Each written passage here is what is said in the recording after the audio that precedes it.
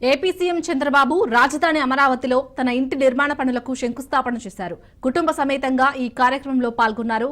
వెలగపూడి సచివాలయం వెనుక ఈనేన్ రహదారి పక్కనే ఇంటి నిర్మాణం చేపట్టారు.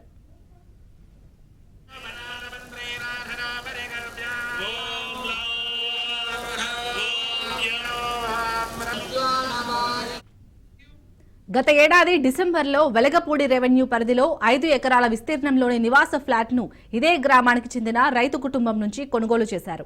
ఇటీవలే ఫ్లాట్ రిజిస్ట్రేషన్ ప్రక్రియ పూర్తయింది. దీంతో ఇంటిని 1455 చదరపు గజాల విస్తీర్ణంలో G+1లో నిర్మిస్తున్నారు. పనులు పూర్తి చేసి ఏడాదిలోపు గృహప్రవేశం చేయాలని భావిస్తున్నారు. కార్యక్రమంలో చంద్రబాబు సతీమణి నారా భువనేశ్వరి, మంత్రి నారా లోకేష్, బ్రాహ్మణి దేవాంశ్ పాల్గొన్నారు.